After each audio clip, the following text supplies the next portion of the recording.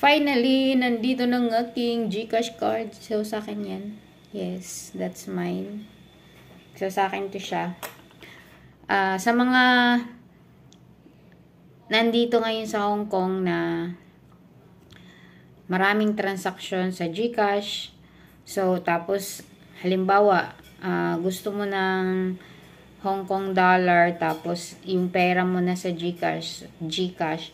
So, pwede mo na siyang withdrawin through GCash card yan. So, kung ano yung laman ng, once na-link mo na to siya sa GCash app mo, kung ano yung laman ng GCash app mo, yun din yung magiging laman nito. Tapos, yun, pwede mo siyang withdrawin dito sa kahit saang ATM machine dyan. Yan. Tadam! Ganda ng color.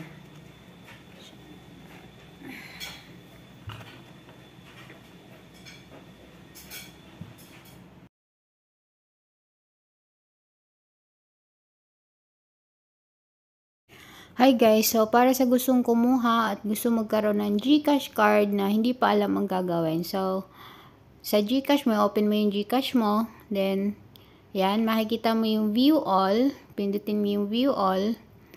Tapos, scroll mo pababa sa dulo, pinaka-last yan. Yan, makikita mo cards. Tapos, lalabas dyan yung order a card.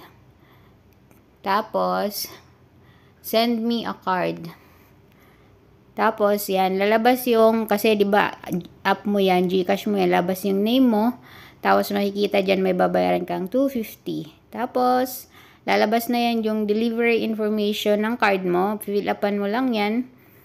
Fill upan mo lahat, wala kang dapat i-skip. Tapos, ayan, next mo na yan. Tapos, mag-wait ka lang ng, I think, 4 to 6 days yata yun. Parang gano'n. So, yun lang. Bye!